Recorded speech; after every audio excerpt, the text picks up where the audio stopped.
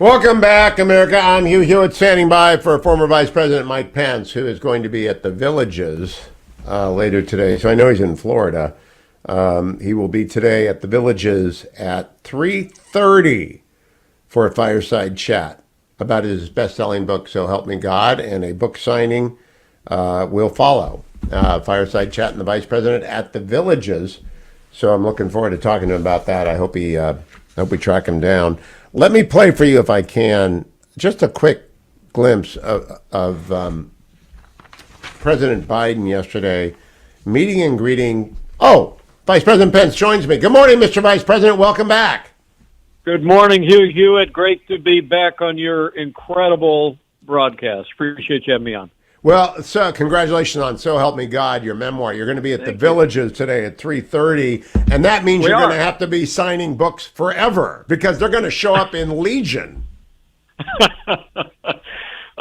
Number one, thanks for having me on early on the book tour. I've been very humbled at the response to So Help Me God. I still think your interview, maybe because you read the book before you interviewed me, Hugh, was still the best interview that I've had the privilege to do. But we've been grateful for the response around the country, in Florida today, in Dallas over the weekend. And, for me, the most satisfying thing has been not only the opportunity to tell my life story and the foundation of faith and family, our commitment to the conservative agenda, but also just reflecting on the incredible accomplishments of the Trump-Pence administration, which obviously it didn't end well, but that so many people express appreciation for us just laying out everything we did to make the country stronger, more prosperous, more secure, most of which has been undone by the Biden administration in the last 2 years.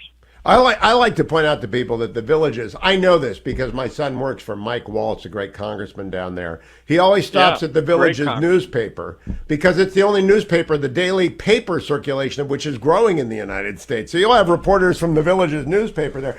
Congressman Waltz announced yesterday he's going to introduce an authorization for the use of military force against the cartels. I think that's a great idea. What do you think about that, Mr. Vice President?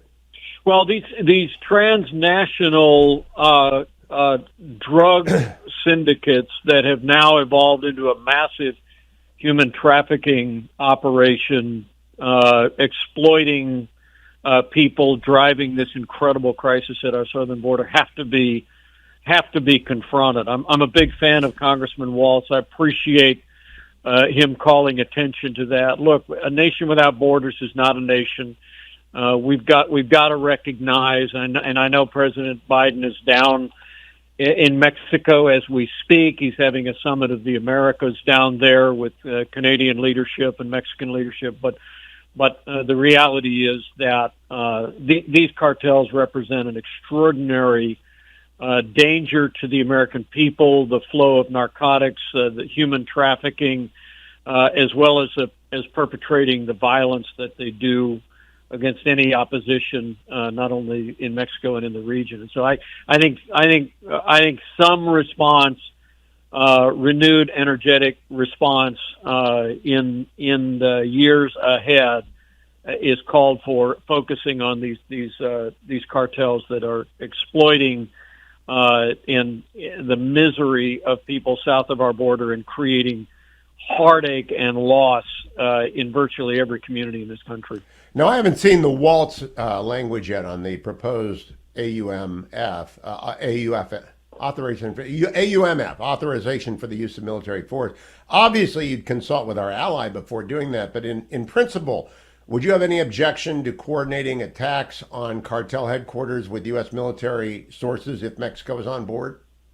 Well, I think, you put your finger on it. To me, it's got to be a multilateral response in the region. I mean, we have every right in this country work with our allies and confront people. You look at everywhere I traveled over the last 2 years, and, I was on the campaign trail a whole bunch. I've been on this book tour for about a month and a half. There is no community in this country that isn't impacted by the flow of fentanyl, the flow of illegal drugs, and also by these criminal gangs that are being fueled from south of our border. And I really do believe that an energetic commitment, marshaling not only the resources of the United States but of our allies to confront these cartels and isolate them economically, and be prepared to take such action to protect the interests of the United States is in order.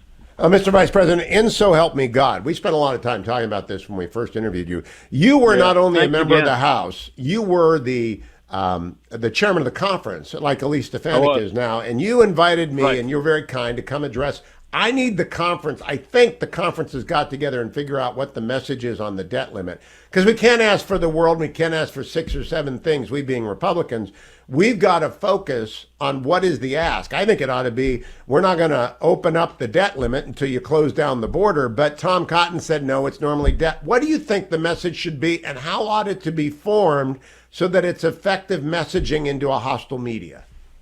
Well, I mean, the Congress has an obligation to ensure the full faith and credit of the United States, right, Hugh? Nobody understands that or articulates it quite as well as you do. So we got to pay our bills, right? But I do think that the new Republican majority, which is a conservative majority, I'm proud to say, ought to seize this opportunity to secure a significant step, whether it be on the economy, whether it be on, I know they took action against these 87,000 IRS agents last night, but whether it be on the economy, undoing this gusher of spending that's driving inflation, whether it be demanding action on the border. I mean, I love what Greg Abbott said when Biden lands for his one and only border visit in the last 2 years.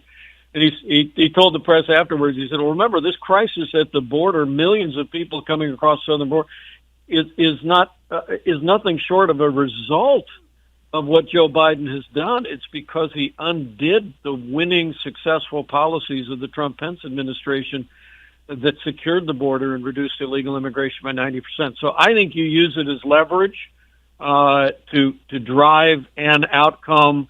But the backdrop is we do have to pay our bills. We do have to ensure the full faith and credit of the United States. I'm confident that they will do that. The one thing they should not do, and I'm confident they won't, is set into motion the kind of defense cuts that would send precisely the wrong signal to the world at a time when the world's becoming more dangerous virtually by the hour.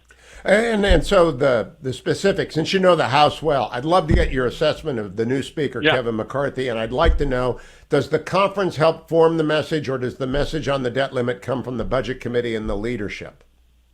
Well, I think it's number one on Kevin McCarthy. You know, as I said to you on the broadcast a month and a half ago, and I said early in the vote process last week, Speaker Kevin McCarthy is going to lead that conservative majority with skill, with integrity, and with conservative principles. I have no doubt in my mind.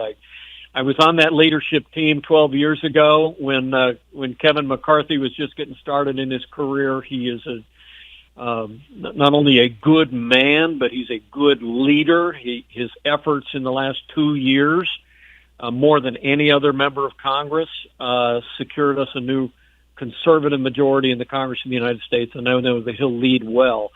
I will tell you, I'm going to be in Washington this week. I'm going to be meeting with a number of the new members, and we'll be talking about simply, getting back to the basics. My foundation in Washington minted what we call the Freedom Agenda. Yep. People can read about it at advancingamericanfreedom.com. I think, the agenda that was minted from Reagan to Trump is the agenda that this new conservative majority in the House of Representatives ought to be fanning out. They ought to flood the zone. They ought to advance on every quarter, and fiscal policy, cultural policy, foreign policy, and I have every confidence they will. Now, Mr. Vice President, I've got to talk to you about President Biden's papers. At the time, he was vice president when he took papers that were classified with him. And now we have a special counsel appointed to look into presidential candidate Donald Trump's papers. and we have the very same issue being sent off to the U.S. Attorney in Chicago. How do you explain that double standard? Are they protecting the president, President Biden, from the same sort of prosecutorial focus and resources that are being directed against your partner in governing, former President Trump? Is it in your? It shocks me. What does Mike Pence think about it? Well, as I said last summer, when the home of a former president of the United States, was raided by FBI agents, that I was deeply troubled by that action at the time.